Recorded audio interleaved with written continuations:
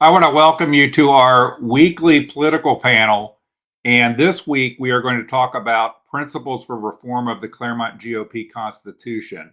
So, we have a big panel with us. Before we jump in, I want to just give one kind of announcement, just so everybody's aware of it. And you can tell your friends about it. Is the Western Clermont County Republican Club is going to have a car cruise in at the Union Township Civic Center parking lot on Saturday, October 12th from 2 to 5 p.m.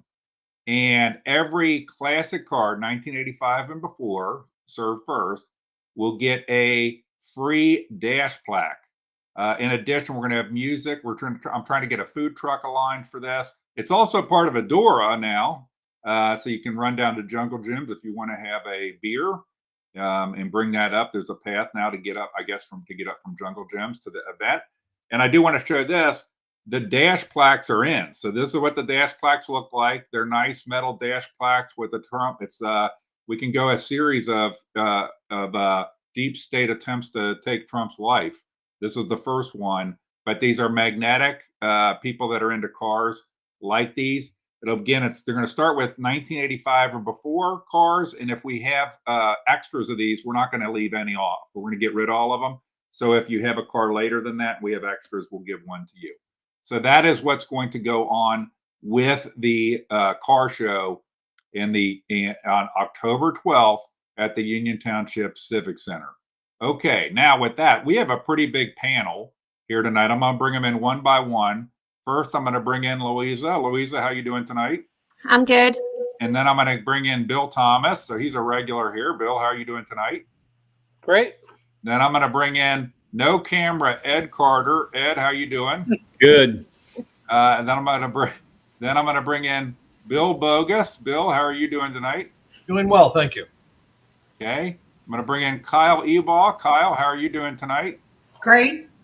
I'm going to bring in John Lips. John, how are you doing tonight? Doing well. Good evening to everybody. And then I'm going to also bring in Travis Hall. Travis is a former committee member. I guess Bill Thomas is a former committee member as well. And the rest of us are current committee members. And Mark Faust, who was at our meeting, we all took a vote to not allow him to participate tonight. No, he had a last minute conflict and can't participate. And there were a handful of people that couldn't make the meeting. We had to talk about the Constitution, who I'm not going to say their names now, but they wanted to be part of that meeting. And we're a small group, but to start with, but I think some great ideas, and we had a great meeting to go through principles for the Constitution. So real quick, before we get going, before we started, Bill Bogus asked a question about where is this all going to go with coming up with a new idea for a constitution with the current regime? And Bill Thomas, you kind of addressed that. So why don't you talk for a second just for people to understand what the point is here in a current regime where they're probably not going to openly consider anything that comes forward. Right. So some back history is we've tried to pass a constitution according to the Rick Grant for 2 years now. Who spearheads the Constitution Committee and spearhead the last Constitution Committee. What we've learned is it's basically just a smoke and mirrors. Nothing happens. Nothing. You think you're going to get somewhere, but you never get anywhere. So what we've done is we've formulated this idea of putting points together of how to develop a constitution that benefits the committee, not individuals, but as a constitution that we can all agree on, that serves the people on the committee and the best efforts for the committee itself. And the idea is in 2026, the elected seats are all coming to an end. We cycle through all the central committee seats.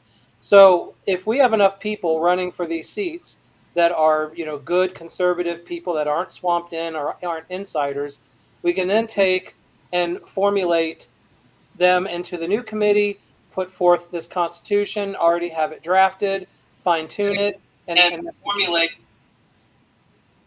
So that's the plan here, is to go into the election with a plan and not start from day one trying to figure out where do we go from here, which is the way it's been every time. We don't We don't really people who come in on the central committee and they don't know what's going on. We don't want that to happen again. So one of the things that we'll do is we'll take the. I'm sure this is going to live in the heads of people in Batavia that we're doing that.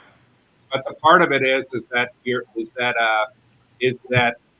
we'll be able to have people be basically a shadow committee and get people together that agree with the principles and are not just running because they're pissed off. They probably run them because they're pissed off. They're mad, but also that they thought about the principles, understand how it's work and what's fair, and they do that right on day one. So that on day one, that we come in with a committee that's better. Now, Kyle, you've been on the committee for how long? 2 years. Okay. And so I think you're one of the people that said before is that it takes a while just to get up to speed. Yeah, it's taken me 2 years just to figure out what's going on. If I had to run again in May or June, after, if we implement this 2-year thing, I don't think I would have, because it's a mess and I didn't want to be a part of it. But I'm on here for 4 years, so I'm sticking it out. And I think that if in your position as somebody who was new on the committee, had you been involved in something like this a year before you got on the committee, when you came into the committee, you'd know the actors. Right. And so people know, and I'll ask somebody to comment on when you come on the committee, what's the very first meeting you go to? I'm going to quiz some people. What's the very first thing? You get elected to the committee and you go to a meeting, and what's that meeting called? John Lips, do you know what that meeting's called? Not off the top of my head. I can't remember. Who knows? It's a reorganization meeting. A reorganization meeting. Yeah. And then on day one, what do you do? What did people do in the first ever meeting they went to? They elected who to be the central committee chair. Uh-huh. Who did they elect? I feel like I'm a teacher. The chairman. Who? What's his name? Jeff Corcoran. So Yes. what happens is the leaders get elected on the first ever meeting you come to, when people like you, Kyle, you have no clue who these people are. Right. And all of the votes of the insiders have been aligned beforehand because Linda Fraley or whoever said this is who's going to run.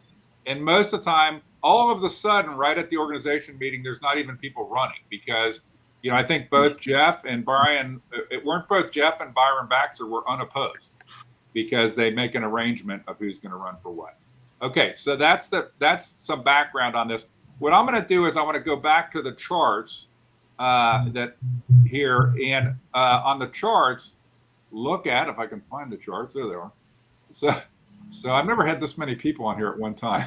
So here are the charts, and so just so people that might be watching know, there's the Republican voters in Clermont County. There's currently about 34,000 Republican voters, meaning they vote in Republican primaries. They elect a central committee of 168 people. That central committee defines and elects an executive committee, and then and there's a constitution that governs all that. And you'll see on some of the principles here in a lot of counties, there's a club, a Republican club, or clubs like a woman's club, and those clubs actually have a much bigger role than actually the central committee. Central committees tend to be a creature of statute. They exist because of statute, and people run the central committees. But in most counties, you're going to have clubs that does more of the activities. In Clermont County, we really don't have clubs. Over time, we've had different things like Bill, like your group, or me doing the Western Clermont County Republican Club, or whatever, the Tea Party. You have these groups, but they're not technically the official Republican clubs. So on these charts, what I have done is kind of organize the ideas. And when we look at the ideas that we came up with and we prioritized, I want to point out that in any constitution, there's what I call the very important GORP. And that a very important GORP is things like, how do you call a meeting? How do you do basic mechanical things? Our intent would be those things that aren't broken in the current Clermont GOP Constitution, we just bring those over. Like, how do you call meetings? What are the rules about calling a meeting and scheduling a meeting? How much notice do you need to give members? So we were not focused on the basic mechanical things like that. We were focused more on the ideals. The 25 points went into 9 different categories: leadership of the committee, organization, the organization itself, members, meeting access, endorsement, engagement of the community, communication with the community, schools, and elected official accountability. So those are the big points. Were the categories. What I'm going to do, and there's a lot of us on here, I am going to bring up each page, kind of hit the header, and then kind of look for one of the panel to talk about the idea or ideas that they thought were most important to them. The first area is leadership, and this is leadership of the committee and disallowing partisan elected officials or the municipal clerk of courts to be in leadership. Right now, a lot of our leaders are either elected officials or their spouses, and they tend to have more of a short-term perspective. Make the initial officer election term provisional for 6 months, and then have a revote, and then have a process to impeach officers like today, but that can be initiated by regular members, not just the executive committee. So that's on leadership. Is there one of you that would like to chime in on, any of these points that you thought were particularly interesting to you or you thought were important for reform? Chris, I like the second bullet, but is that for all positions or just for the lead position, or how would that be handled? Would there be a vote for each office, so to speak? You mean a re-ratification? So, Yeah. So the idea here is that if you elect the leadership on the first meeting, that 6 months later, there's a vote, basically like a confidence or no confidence vote. And if there's no confidence, that there would be another election, so that you're not trapped by this. You elected somebody on day one that you don't even know who they were. Well, would that be a blanket ratification or individually? What I think the point is, what do you think it should be? So just so anybody watching, what we did is we got to this point with these ideas, and we understood when we did it that we got to go to the next level of detail. So do you think it should be universal, that all officers or only selected officers? Well, you wouldn't want to remove all the officer positions at once. It would be individually voted on, because you may have a bad committee chair, but a great party chair. Right.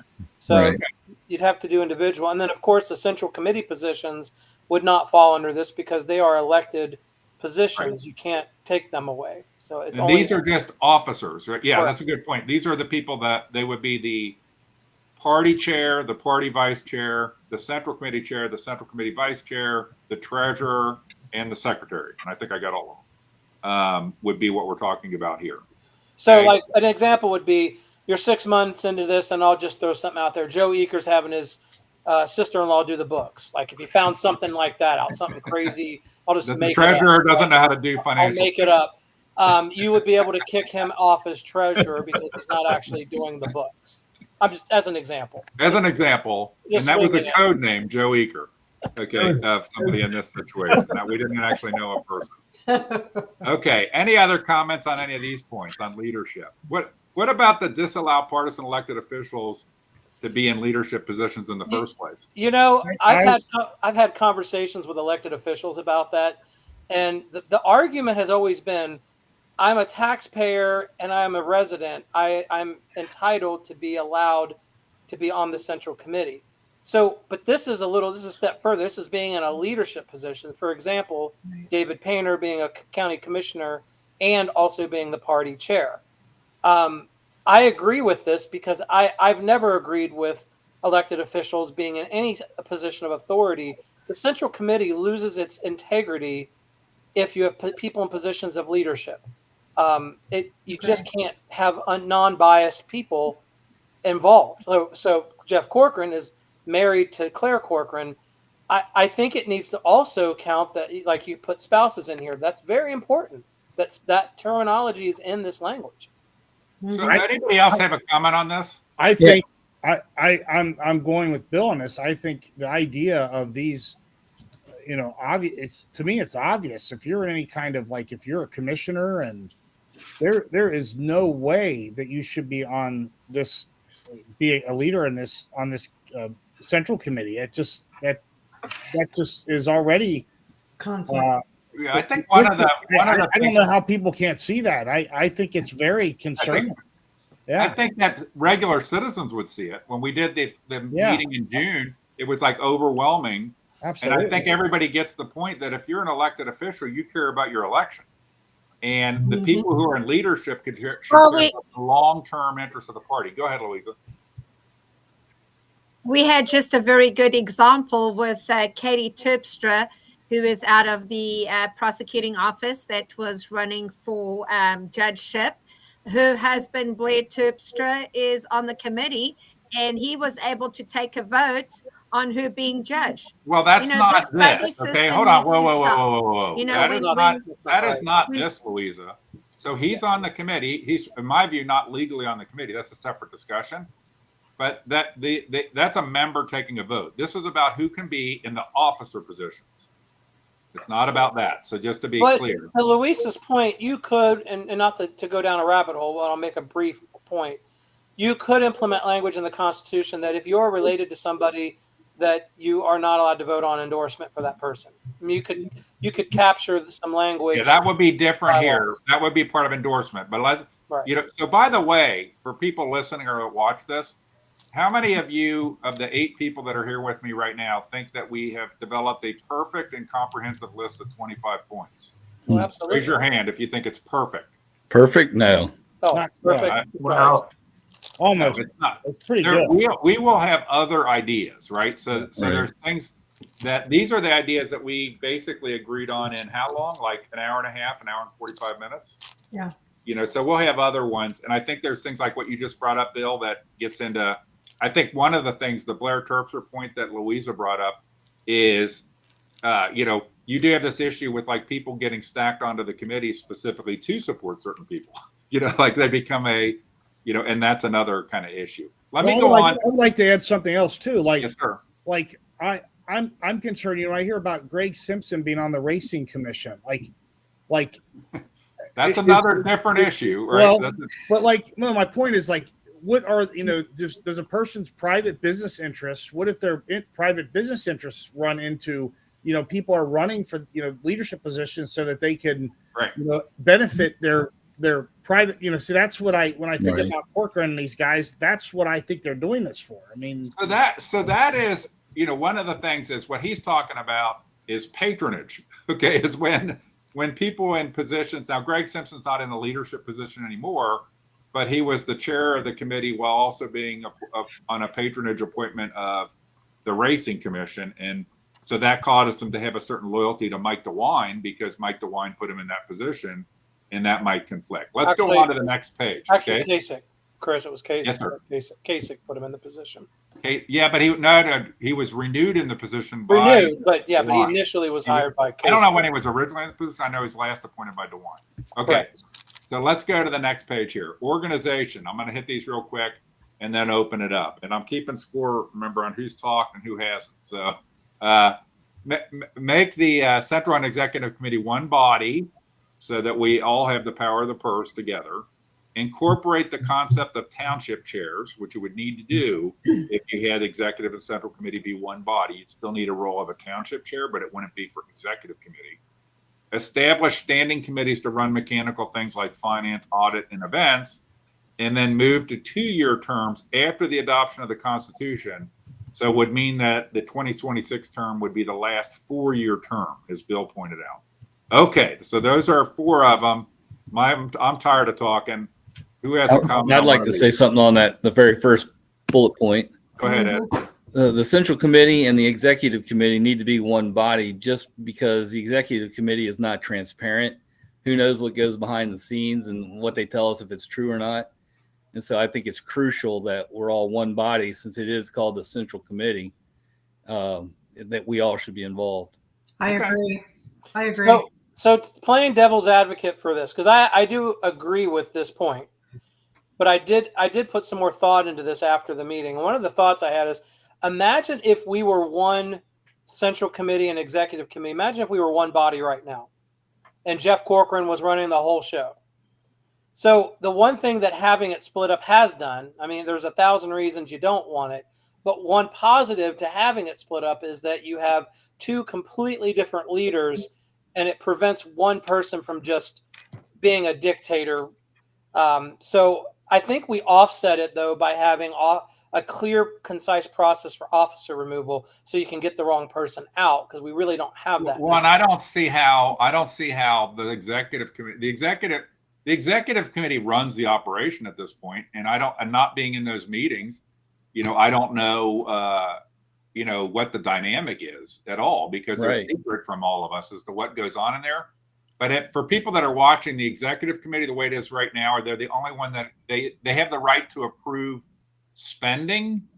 So I would have read it, if I were reading the Constitution today, I would have read it as that the Central Committee wants to have something done like slate cards, and the Executive Committee would manage the process of getting a vendor, paying the bills, all that. But what it has become is basically the Central Committee controls effectively anything that involves money. They make all the decisions. Right. There's absolutely no involvement of the Central But Committee. Chris, We just get told. Yes, sir. are you sure there's not a statutory requirement for that for a central committee? There's a statutory requirement that the Central Committee define the composition of an executive committee. So a lot of counties, like Brown County, I think, they're one and the same. They're not a separate body. They just Basically, the executive committee is the central. So as long as you Correct. establish correct. it, It's all. you meet It's the they statute. Okay. have them be the same body, but they have to. You have to designate something to be an executive committee. So Okay. there's either two places, and not to go off on a tangent, but you brought this up, Bill, before. There's some places that are so audacious that they have executive committees that you can pay to be on, like and stuff like this, because Hey, there's no Chris? requirement of an executive committee to be members of the Central Committee legally. Yes, sir. Chris, what about the idea? And I think maybe is this kind of what you're getting at? Is the idea that if we elect, a township, or I guess you could call it, just for the argument here or the discussion, a township chairman, then why can't those township chairmen be on the leadership on the county level, where you would have? Well, they are today. So That's how it is the today. executive committee is the Okay, council so- leaders. okay. So One of the Okay. biggest wait a minute. One of the biggest problems that I see, it's always the same people getting on the executive. Exactly. Mhm. Good point. Well, another problem that happens with the executive committee is you have, this gets controversial what I'm going to say here, but it's absolutely true.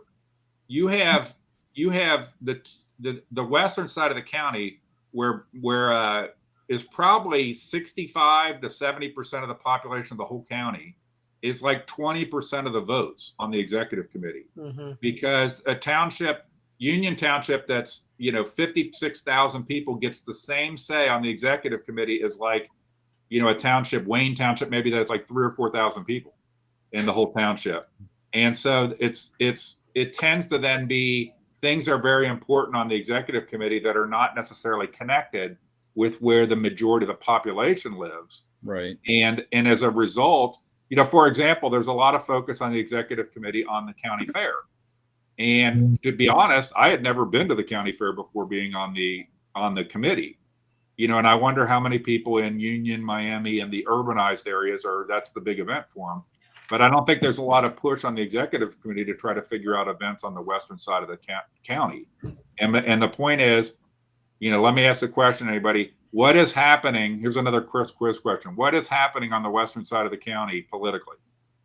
Turning blue. Turning blue. Okay, so we need to be responsive to where the people are, and we need to have the things happening where the people are. I'm going to go on to the next one because this was just the second one. Where we're looking at time here. I don't want to go on forever. This is the third one. These were some of the membership points. So establish ad hoc committee members, allowing one per precinct, subject to appointment and participation rules. Require statutory appointed reps to live in their precinct. And then have a member bill of rights to make sure member rights are not trampled upon, such as the right to be recognized or make motions. And make clear that members are always allowed to review and inspect committee documents. And before I say anything to anybody, Louisa, is there any of these points that are important to you? Thank you, Chris.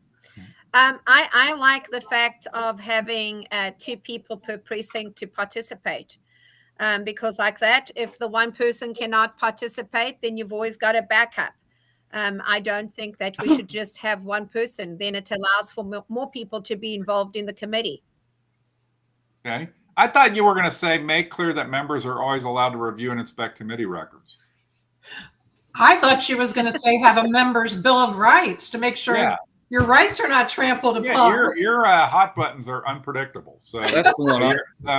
I thought you for sure you were going to say clear. I'm members trying allowed to review records. behave. Okay. Number 3 is very important. There's an actual meeting tomorrow night. Number 3 is very important. I mean, especially they try to shut up somebody like Chris or Bill or Louisa, any of us here on the screen. They try to shut you down. It's on the screen. Or, I'm not on the screen, but when they try to shut all the ideas down, I'm all about every idea should be heard, and the best idea will always win out if they're all heard. Well, I think we all get that, somebody running the meeting needs to manage the meeting and it can't go on for 8 hours and stuff like this. But you're in a state right now where the fundamental right of a member to make a motion is disallowed based on who the member is. Okay. Right. There are fundamental rights that are just ignored by Jeff Corcoran. The guy is a complete piece of, he's not an American. He is not an American. He does not believe in freedom and liberty. So, and that doesn't mean, we should have 12-hour meetings. What it means is there has to be the basic understanding by whoever leads the body that every member is an equal member that has the equal right to be recognized, an equal right to make motions, and that you need to be treated fairly, not based on favoritism. Right. And I would say that unless he loves you, if he loves you, then he'll even. If he loves you, you can do whatever you want, include assault somebody. You can headbutt somebody if you want. Right. Yeah. I would say that, I agree. I don't want the meeting to last forever. What I'm suggesting is that there really doesn't seem to be all that many people asking questions or making motions, so they all should be heard. Now, if it gets out of control, then maybe reevaluate. Yeah. But it's the wrong people that are asking questions. The wrong people. That's the problem. Right. Yeah, but what a lot of the people that show up now, because now I'm already suspended, so how much more trouble can I get in? Is the people that show up now, most of the people don't show up. Like, we barely meet quorum. And so most of the people have just tuned out. And I describe a lot of the people that show up now as being chair moisteners. They just sit there. They're just lemmings that sit there. And if anybody, they're just, I don't even get it. Why are you even involved? If you have that's where it goes back to if relatives of leadership are allowed to be involved and a statutory situation appears, then everybody will show up because they've been told to vote for him and they need their vote. So then they'll show up. Right. Okay. By the way, hold on. Ed said something great there. No worries. The people show up when there's a reason to show up, and it always has to do with endorsements. But we'll get to that. Go ahead. Can I say something real quick? Yes. Bullet point number 2. Sometimes that has a very profound effect of the membership makeup. Yeah. And I think that's where the quality of the membership comes in to play. And I'm sure you'll get to some of that other stuff later. But bulletproof number 2 to me is extremely important. So, okay, Travis, did you want to say something? You started to say something. Well, it's, we can, if we have an idea section of this talk, I can wait. It's not related to me. So let's just. Right. If you're an appointed member and you don't live in that area, you're beholden to whoever appointed you, or you feel obligated to vote the way they want you to. I filed a discretionary Supreme Court appeal of the appellate court, which means the Supreme Court could take it or not take it. And a new brainwave came to me in the writing there is what we're basically doing is precincts who have elected not to participate because nobody in that precinct will come forward to be part of the committee. We colonize them with somebody else, right? That comes in and takes their spot. And so they're still going to have a vote because even though you decide nobody in your whole precinct wanted to participate, we're not going to say you can't do that. And we'll send in a colonist to take it over. Okay. I'm going to go to the next page just for time here. I'm not meaning to cut anybody off. But the next thing was meeting access, record meetings and make recordings available to members at HQ. And the second thing is allow access to meetings for members to observe via Zoom subject to rules wherein such access does not count towards quorum, nor towards 50% attendance for endorsement participation, nor allow voting. And we'll get to that. So these 2 points have to do with how members can stay informed, even if you can't make a meeting. If you physically can't make a meeting for some reason, that you can still observe the meeting. Any comments on these? I just wanted to ask, so just to clarify this. So if it's done by Zoom, the person that's watching it does not have a vote. Is that correct? That's what we said. So that's what we said. Okay, sorry. I just made sure I was reading that correctly. I'm sorry. Yeah. Could this Zoom be also for the executive committee? Well, we wouldn't, if this constitution took effect, there wouldn't be a separate executive Well, committee, that's true. right? But the whole point being, right now, the concept of because there's people that can't make meetings because they're like out of town, they're busy, they can't, but they could Zoom in and listen. Like Mark. Yeah, Mark Faust would be another perfect example of that on a regular basis, so they could get like this, not the full check for attending, but stay up to speed. What can happen is when you want to attend, but you can't, then you get where you don't know what happened in the last meeting. Okay. Can I say something real quickly? I think if we want to appeal to the younger generation to become young Republicans, this is something that you're going to have. Right. Because a lot of younger people, this is what they do. We need to become more innovative in trying to attract the younger generation to our party. And when we came up with this, this was something we came up with because to try to get an approach where, we could use the technology, but it still encourage people to get physically together, like not to make it the permanent way we do it. Like now nobody comes to the meetings anymore. So it's an accommodation. It's not a strategy to be virtual in meetings. I'm going to go on to this next one because there's going to be a lot of stuff on this one here. And by the way, we have let Bill Bogus talk the least, so he's going to be up on something on here, Bill. So be ready. Okay. So make any primary endorsement take place only after the filing deadline. Have a 2/3 threshold for endorsement to foster to not prevent fair, interesting, and competitive primaries. Allow citizen spectators at endorsement meetings.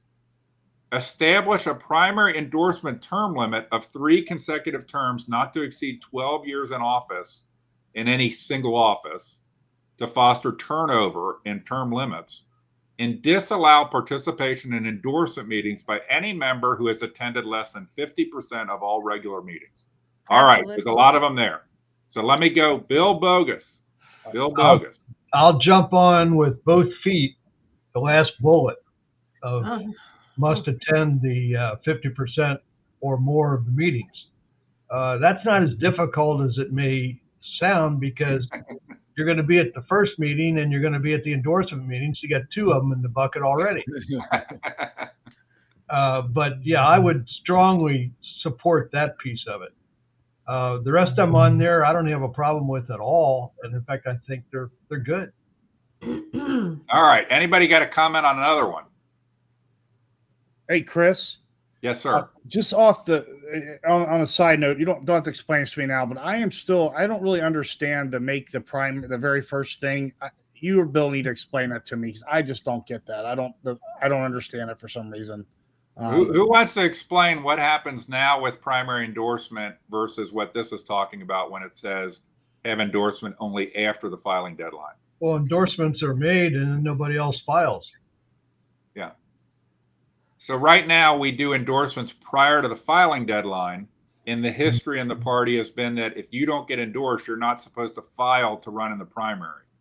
And that is very atypical. Every other place I know of, the endorsement meeting is not till after the filing deadline.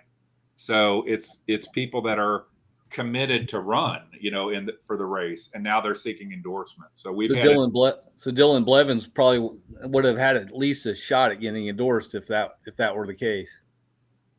I don't know that had any effect on Dylan Blevins getting endorsed, but it would have had. My example I give to people is when Prosecutor Takalvi first ran. What was his name? Miller? Was it Darren Miller? And No, it was Darren Miller and Aaron Moss. Moss. Darren Miller and Aaron Moss were both running And then when Colby got endorsed, neither of those two people filed their petitions because they're old school Clermont GOP, where there's not supposed to be any competition in the primary. Okay, so that's what that's about. Okay? Is that a rule? Is that a rule? Is that a rule of the current party? Is Yeah. that the rule that you Yeah. do? Okay, Yeah. so that is like just so crazy, because if you still have time for that deadline, someone might change your mind, say, "Hey, I think I want to throw my Right. hat Or in." there was a case one time in the past where the person who was endorsed had errors on their petitions and got kicked. So the endorsed candidate wasn't on the ballot, and they had to do something at the time to fix it. Okay. Can I Any ask other a ones question? here? Can I ask Yes, a question? Kyle. Why do we do primary endorsements, period? I mean, in the primary, everybody should be running. So we do it to control who gets elected. I mean, if you want the honest opinion, Right. That's now. really, yeah. I mean because it, like Chris said, the idea is, let's say you endorsed Gene Schmidt, and Joe Dills was running against Gene Schmidt. He's expected to drop from the primary, and we all pool resources behind Gene Schmidt. Then there's pros and cons to this. The pros to it is you're able to save the money to run against the Democrat, the opposition. So if, like, for example, the Senate race, when Bernie was running in the Senate race, we had to go against Dolan and we had to go against Frank LaRose. Well, that cost a lot of money that we could have used had those two dropped out and went against the Democrat. But the downside is you miss out on potentially good candidates. So there are pros and cons to, Well, trying to I don't know manage- that you're saying, Bill, the pros and cons to endorsement, or the pros and cons to the concept of a rigged process where only one candidate is ever on the ballot. Yeah, I mean, the rigged process is I'm not even going to acknowledge that, because what we do now is ridiculous. But in a healthy endorsement, if the Republican Central Committee, if 2/3 threshold, that's why we've upped the threshold to 2/3. Yeah. If 66.6% of the Central Committee is saying we like this candidate, I would say, yeah, let's get behind this candidate and save the money to beat the Democrat. Right. Because, I mean, one of the things that killed us in running in the general is that it took Bernie a while to gain the momentum and the money, where Brown he hit the ground running with millions and millions of dollars in his purse. Bernie came out of a primary. Brown didn't have to primary. Just so everybody knows too, and I think this has a lot more to do with local races and county races, because today, at least at present, we're going to get a wake-up call price at some point here. If you get through the Republican primary, you're currently guaranteed you're going to get elected in the general election. And that's going to change. We know that's going to change, right? Yeah, it's already changed. Chris, before I was on Central Committee, I was told that in the history of the Central Committee, other than Greg Simpson one time beat for state Central Committee race, that the endorsed candidate won 100% of the time, except for that one race. Well, hold on. And that race was not an in-county race. Correct. State Central Committee. So it's been, the statement that you're saying was even more true for in-county races. Correct. But since I've been on Central Committee, we've busted that up. The endorsed candidate has lost on only a couple times. Gene Schmidt beating Joe Dills and Tim Rudd beating Collier. Yeah. The only two times. Marsha Collier. Yeah. But John. the main thrust of the endorsement is to get your name on the slate card, because that seems to be the holy grail in voting. You pass those things out and everybody says, it's also the holy grail. Voters are supposed to just vote where the card tells them to, and they don't need to have any candidate forms. So let me just go, for sake of discussion here, because I'm watching the clock here on this endorsement one. Anybody want to comment on, because I like this one actually, the fourth point, establish a primary endorsement term limit so that you can only be endorsed for a specific office 3 consecutive terms and not a 4th term. Okay, what's it? Anybody want to comment on that one? Yeah, I mean, it's pretty much what it says. You can't be endorsed more than 3 consecutive terms, not to exceed 12 years. So for Senate races, it wouldn't be 3 consecutive terms because it would only be 2. They time out in the 12 years versus the others that are 4-year terms. So let's say Commissioner Painter was in his 3rd term. he would not be able to come in consecutive term. He would not be able to come forward for endorsement from the Central for a Committee. fourth time. And so this would be, we as Republicans talk a lot about how we want term limits, all that kind of stuff. Then we end up having people like Linda Fraley that are in office for how long has she been in office? Like 72 years? I was in Too long. high school. All right? 72 Too years. long. I don't remember when she wasn't. They say needs it's to talk out of retire. both sides of the mouth, right? Like we're for term limits, but look at our own people, and how long they're in office. So this idea of 3 consecutive, it would make somebody like a David Painter or anybody think, hey, maybe I should think about what's my next step. Okay, not that I'm going to be a permanent auditor. Okay. But one of the things that we have never talked about that we should talk about on this is that somebody that's in office for 30 years, look at Sherrod Brown, or you could look at Linda Fraley or Barb Wiedenbein, for example. They build loyalty behind their name. So when you're in office for so long, it becomes less about the job you're doing and more about, well, that's the person that's been doing it. I'm going to keep voting them in. We have to somehow bust that up, because if you look at the clerk of courts, Barb is about 1 to 2 terms easily overdue.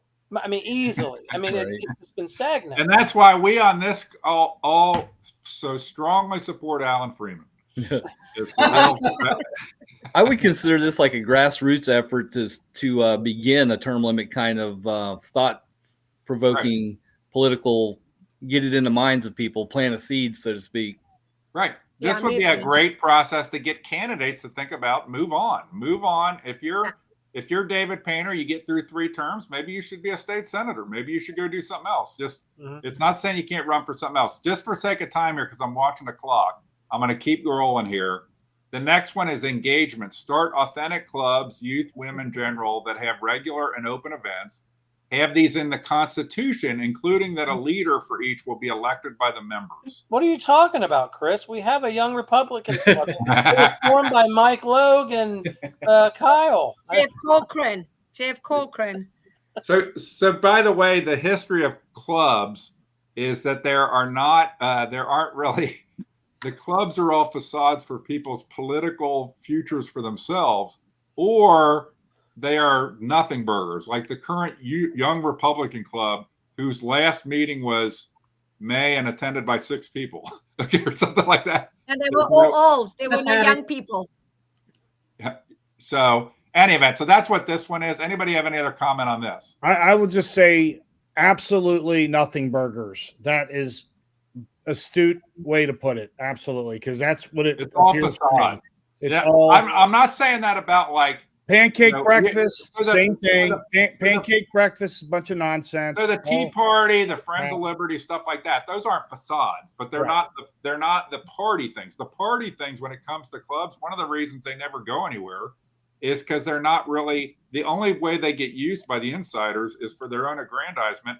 And I'll give you a little hint for anybody watching or listening to this, is the insiders don't want more people to participate. Right. Because people start participating, they might want to run for office, and maybe that puts a pinch on Linda Fraley having 47 years in office because somebody else wants to run. Okay, let's keep rolling here. Start asking questions and making motions, and they don't want that. They might make a motion. Right. Okay.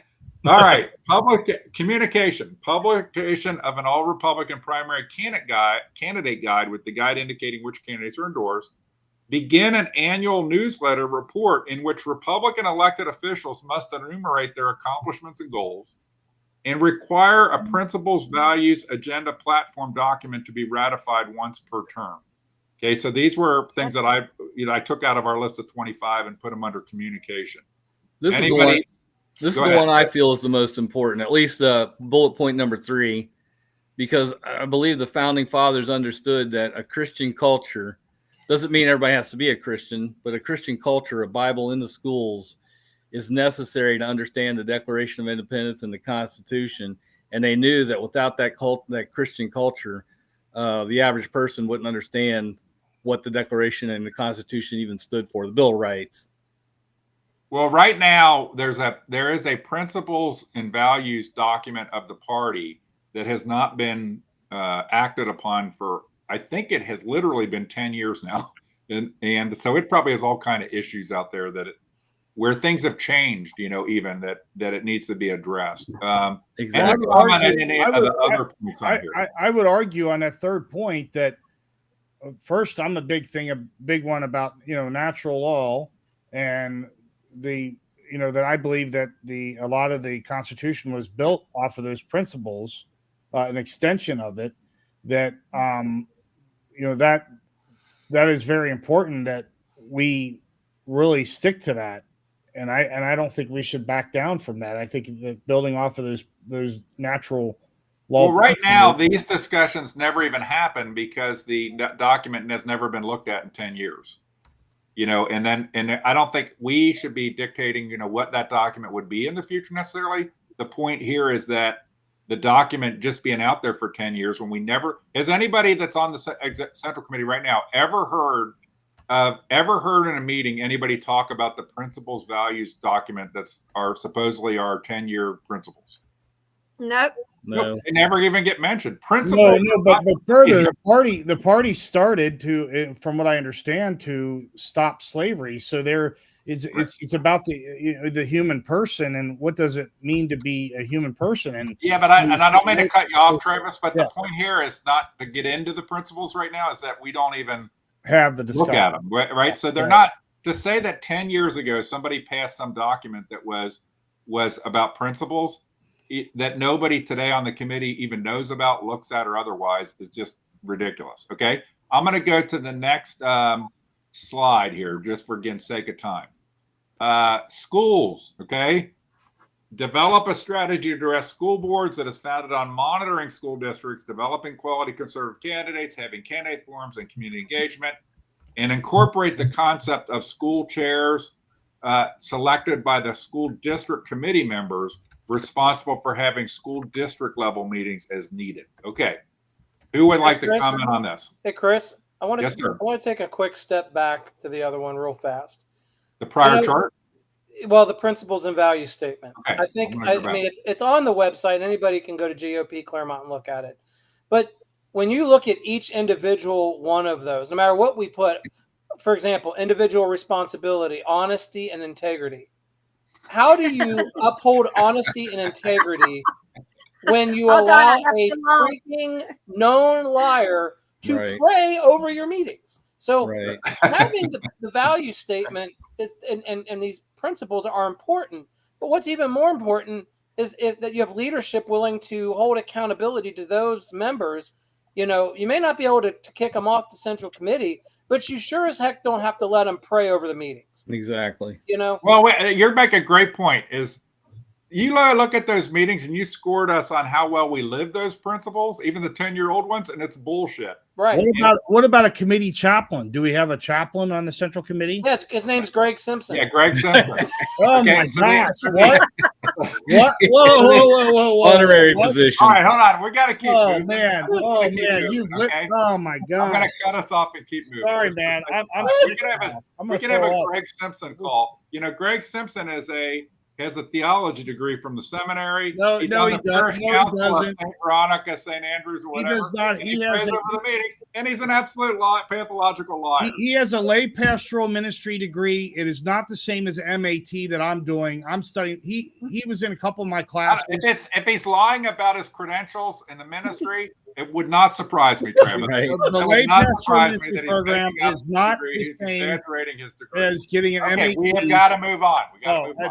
Sorry. Okay, because I want to hit this one. Yeah. Schools. I already said the two school ones. Oh my god. Somebody else got to talk about how important Oh schools my. is. Oh my. Yeah, I can take the No. school one. I mean, the schools, we have a nightmare going on in the schools. I mean, it's that simple. And CNE, their board is voting to try to abolish the backpack bill or the school choice bill. They're signed on to the It's lawsuit, like spending this. taxpayer dollars. At Milford, we've got freaking liberal central going on, running the school and coming to try to take more money from the people. West Clermont's thrown more money. Remember, their school wasn't going to cost the taxpayers any money. Yeah, well, we see how that's Okay, so. we got Schools, a mess. we have to fix all of this. We have to get elected people that are conservative school board members, and if you do that, they can change policy. They can change the Right. superintendent. But- People are but like, Bill, why don't we do that already? Why What? don't we do that already? because we're the wrong people. I mean, we should be. I've been fighting this for 6 years. But no, I'm asking a serious question. Why is it that you think that the central committee right now in our leadership, basically it's kabuki theater and we never do shit relating to the schools? Why is it that you think that they don't let us do anything relating to the schools? Well, they do. I don't know. They put the Kleins. They put Randy Klein in charge of it, who's here part time, and you got people half invested in the community. And not saying that Randy doesn't care, but they don't have the time it takes to make this stuff happen. Well, I'm going to interject here just to say, Randy's a great guy. Sure. But one of the things you learn in the political world, if you want to have something, nobody ever says no. Okay. What they do is they set it up in a way that it can't possibly succeed. Right. And I mean, Randy and Susan work hard on the schools. I'm not taking that away from them, but they're not here full time. And the school problem, it needs full-time attention. It needs its own committee that's focused on it. And it might need us to identify some young people that have kids, not old people that are retired. Right. Well, if we don't support school board candidates, we're going to lose voters. We're going to lose our schools. We're going to lose our future kids, all of that. I mean, it's one of the most important things that we should be involved in as a central committee. But I've got shot down every time. Greg Simpson shot me down. And now when I was on Central Committee under David Carter and Charles Tassel, we really didn't do anything for schools. Thankfully, Bernie Marino actually stepped up and helped with our local school board election, our candidates. If it weren't for him, they wouldn't have gotten any donations. So, unfortunately, our Central Committee just doesn't care about schools. I think our leadership doesn't. I'm sorry, you're right. Let me correct our that. central Leadership. committee, has a lot of the people that show up. The people that might care don't show up anymore. The people that are there are the chair moisteners a lot of times, and and I think Greg Simpson, here's something everybody watching needs to understand. Political people in office never take any risks that could affect themselves personally. You're not going to see Claire Corcoran, Bonnie Batchelor, and David Painter out protesting at a school about the school board. They're not, because politicians, and I'm not saying that makes them be bad or evil. What I'm saying is just naturally politicians, once they're in office, don't want to get involved in anything that could have a negative consequence on the office they're in currently. And so that's why you need elected leaders, not in positions of elected officials, not in positions of leadership. And in this stuff here, like just the idea, if the Constitution actually had the idea that there were school district chairs, because people that are watching might not know, school districts don't align to townships. Okay, they're on their own.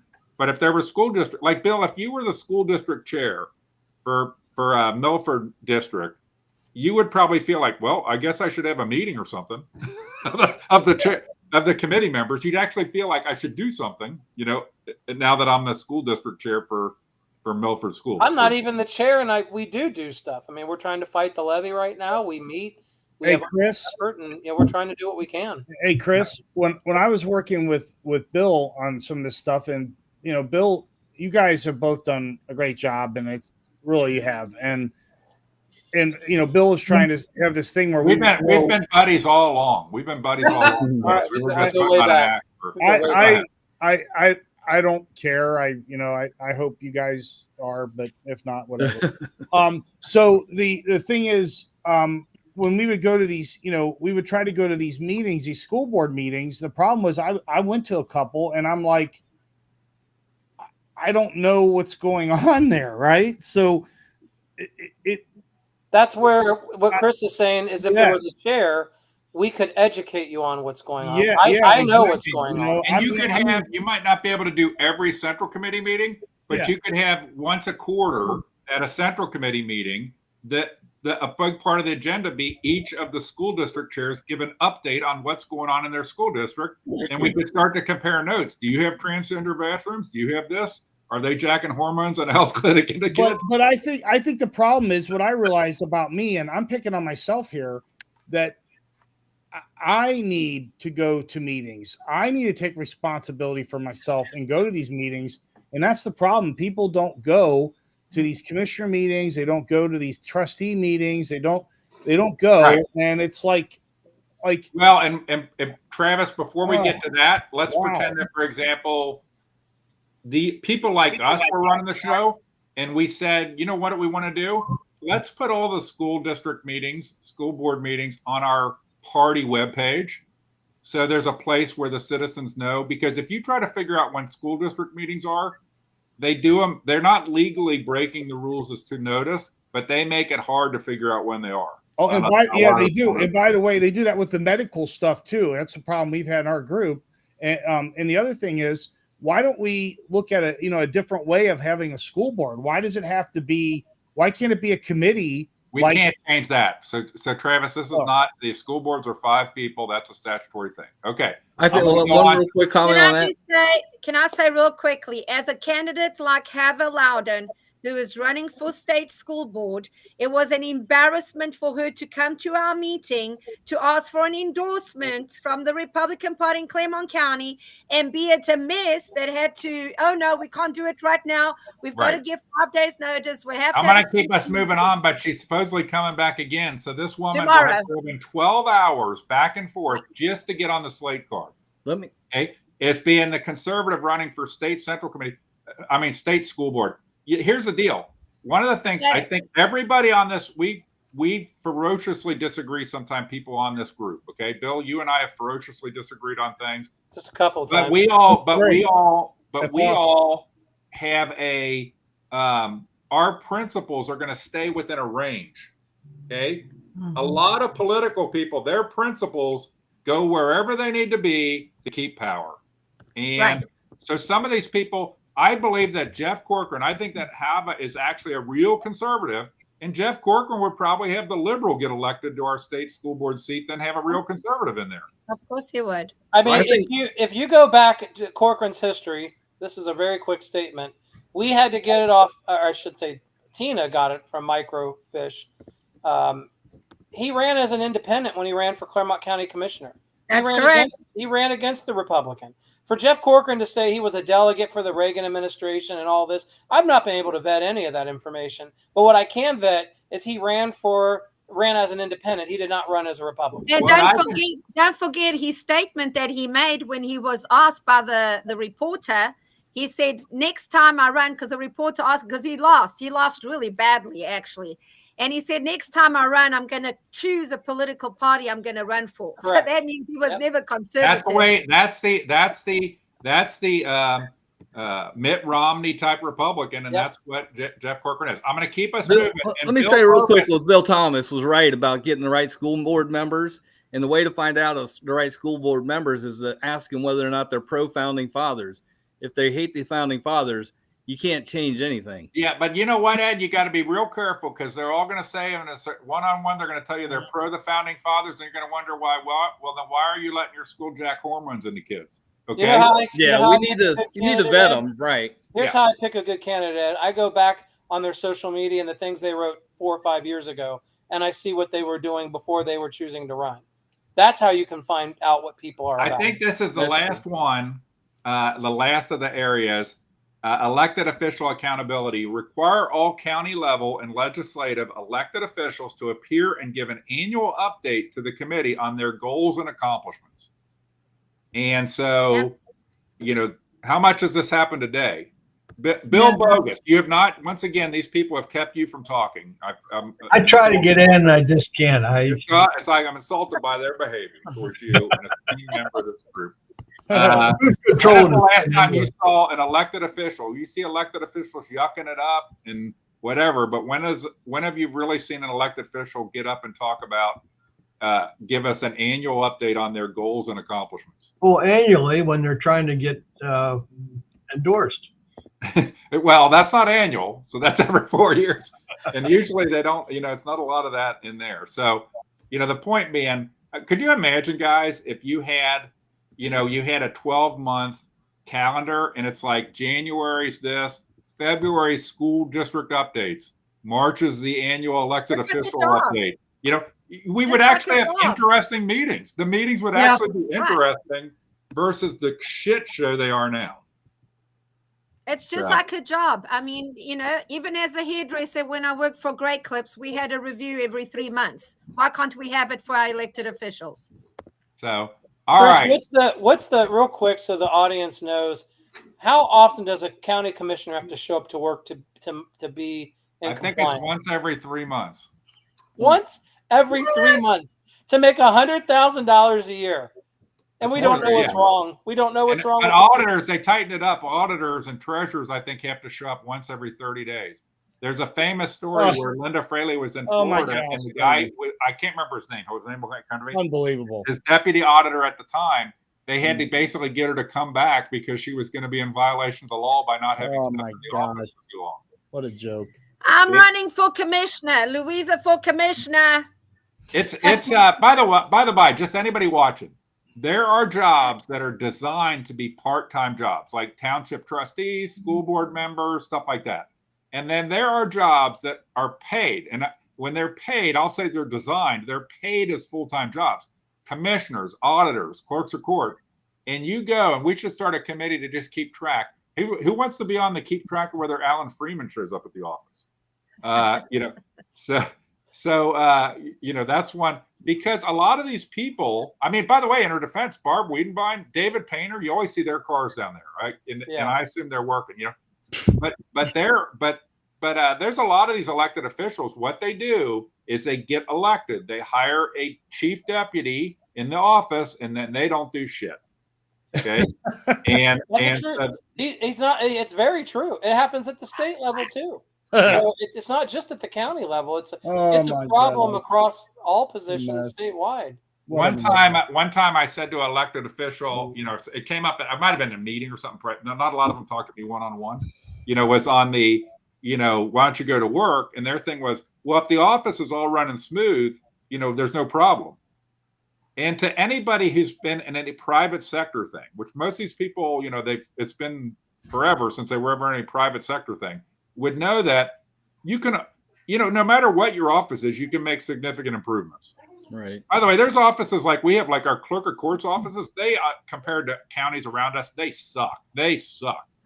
Okay. I just had a problem trying to get something fax filed because the fax machines don't work and they don't have any online submission portal. And they end up spending 5 times more time effing with a fax than they would have can you just take the PDF, But anyway, another reason to have it was the guy that ran for recorder, and I can't remember that. Tim Rudd. Tim Rudd. Okay, there's an example. Okay, I remember going and hearing him talk about, like, he was in another elected position, and it's like, clerk of courts, and he was going to something else. I don't know what he was doing. Auditor. Okay, sorry. And I'm thinking, why are you just automatically looking for another job? Right? Like, why do you just look for another government job? I mean, I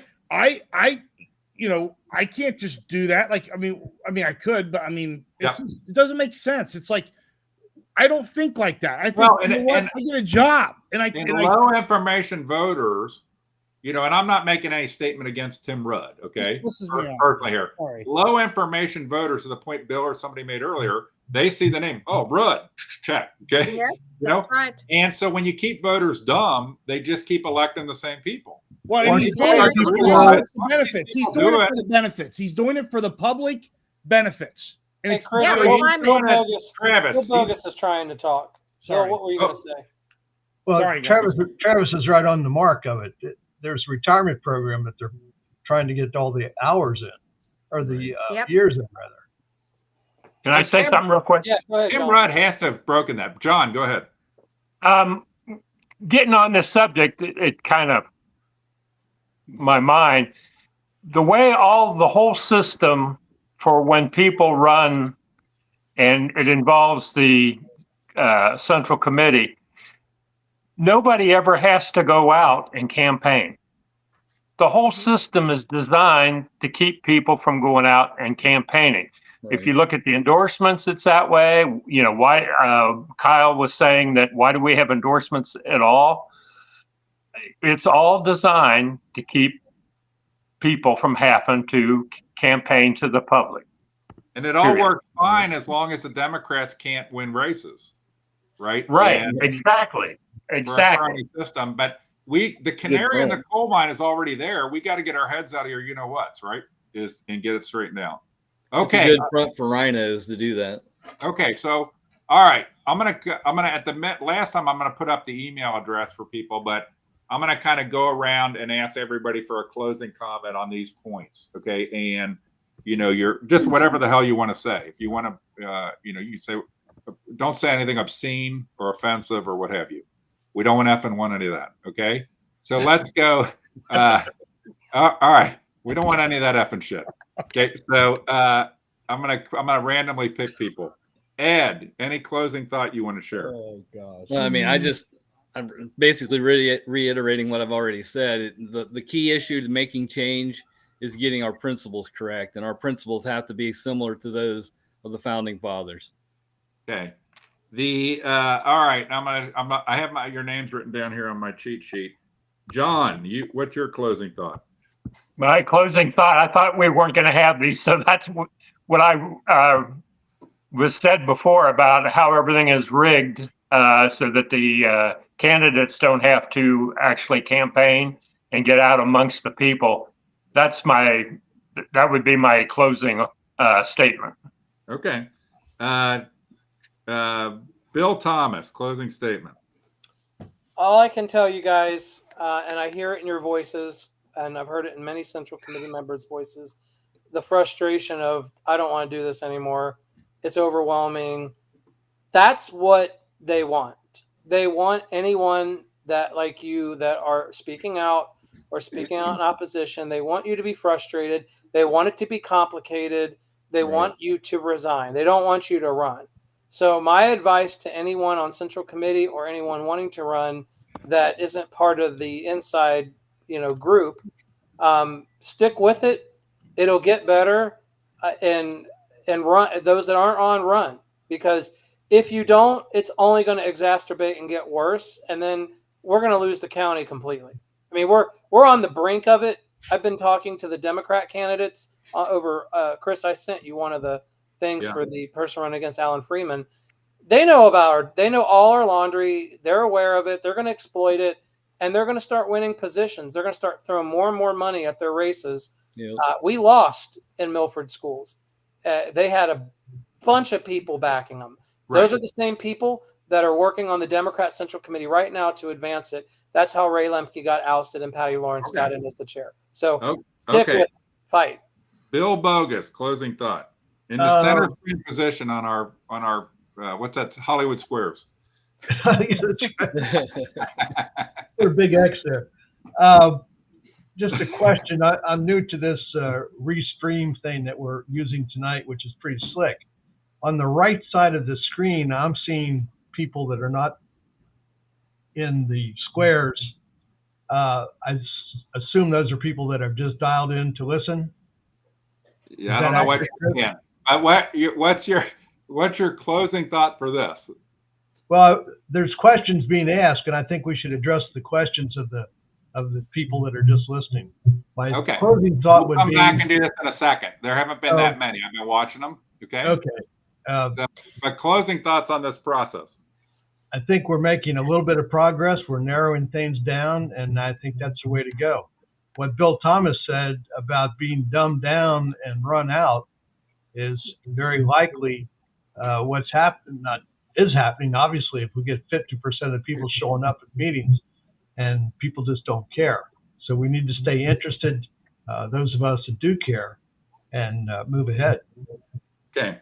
So, by the way, if we were getting 50%, we'd be 50 to 60% would be okay. We're getting about 30% right now. Right. That's not always showing up out of 188 or whatever it is, 160, 150. It's because you don't come anymore. No. Okay. Kyle. Well, I want to thank Bill for that encouragement, because I'm one of those people who has not been coming to the meetings, because I look at the agenda and there's nothing happening. It's just going to be a waste of time. And so I would not be allowed to participate in the endorsement meetings at this point, because I've missed more than 50%. But That's obviously not the right approach, and we do need to stay engaged. And it was really hard to pick 3 of these principles because they're all very good. Well, and I think also, Kyle, is that there's only 8 of us on the screen right now. You know, I could probably point to 15 people, you know, from people that didn't come to the meeting because they were couldn't make it, or Mark Faust. You know, I guarantee you, we scare them more than they scare us. Okay, that's why they have to clamp down. They're like Democrats. They have to censor, cancel, shut them up, because if these people actually figure this out and don't get frustrated and don't run away and come back, then, you know, Jeff Corcoran's days are numbered. They have an idea of the algorithm. Because good was always going to triumph over evil. That's what I believe. Did anyone, when I don't see it happening. Okay. Did anyone understand the letter from Mr. Baxter? No.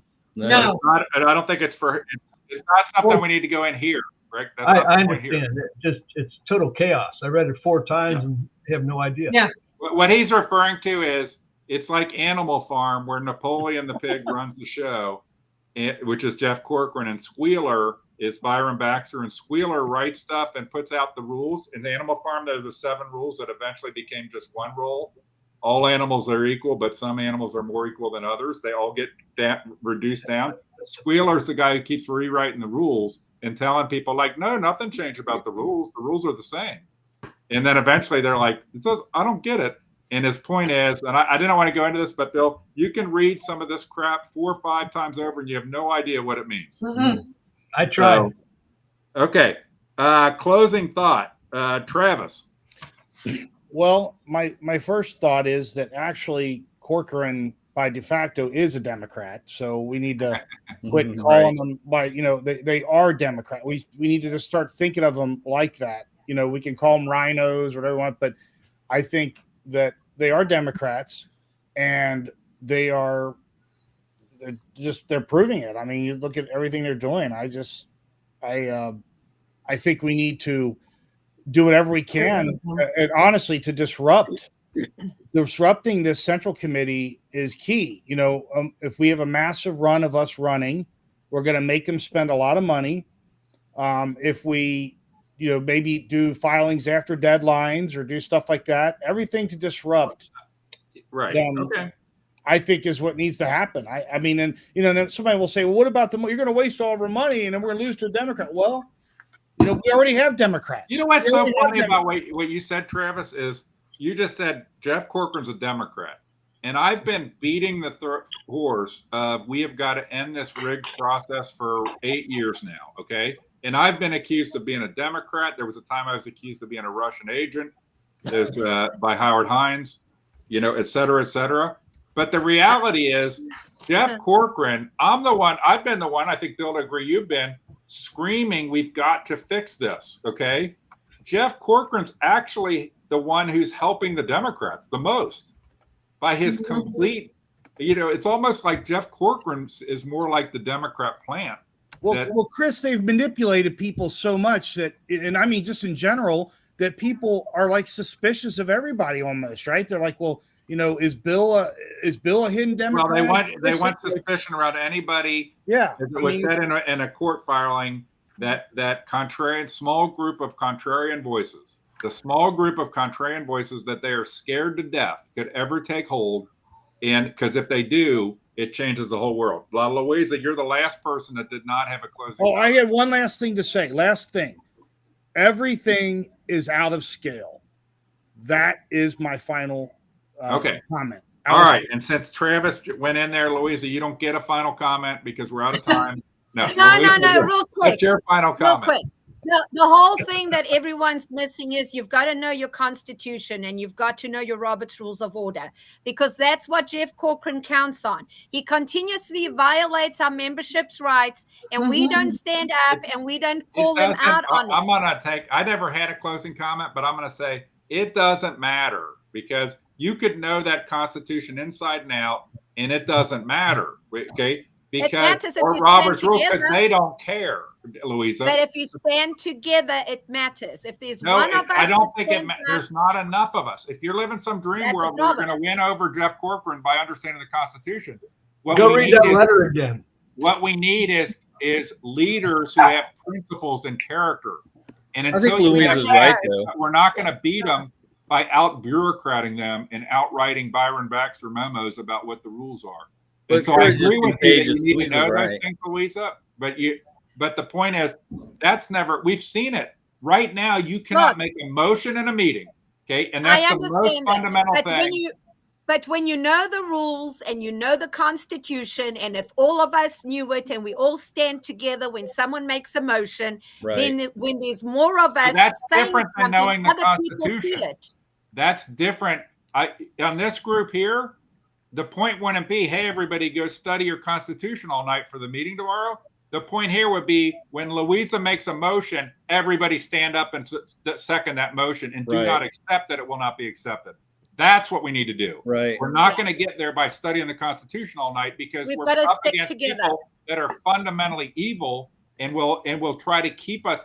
Because what's happening now, I realize I am the most hated person in the committee, right? Okay, and but part of the coming after me is to make other people shut up. Right.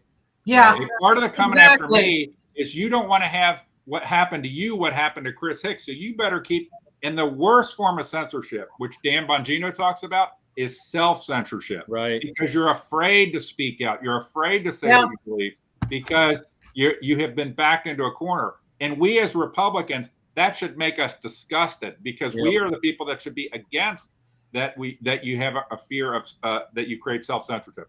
All right, let me go. I'm going to flip back to the charts here real quick. And because the last thing I want to put up here, if you are watching this after the fact, there's this email address, Clermont U. If you're watching this and you've been involved, you might know one of us. So you can contact any of us, right? If you know one of us. But there's Clermont U at reformclermontgop.com. Clermont U at reformclermontgop.com. That is the email address. If you want to get involved, if you want to be part of a shadow committee, if you're on the committee today and you want to get involved, contact us. You don't need to agree with us. If you're trying to subvert positive change, I don't think that works, right? That doesn't work. Would you guys all agree? If you're just there to subvert, but if you have different ideas, but you want to be part of positive change, join us. We don't all agree on everything, right? That's the whole point, and that's part of the point. And so I just encourage people to join up. Send a note to Clermont U at reformclermontgop.com or contact one of us or leave a comment on the reformclermontgop.com Facebook page, for example. But we can I just encourage people to do that. Okay. All right. We are, I think, done. The comments that I saw, Bill, you brought up comments. The biggest comment that I saw that we haven't addressed something is about this. All of these streams are available to watch after the stream is done. So they're persistent and they stay on right now 3 places: my YouTube page, my Facebook page, and then the Reform Clermont GOP Facebook page as well. So thank you guys all for participating and have a wonderful evening. Same to all of you. Thank you guys. Bye, everyone. Thanks for the contemporary night.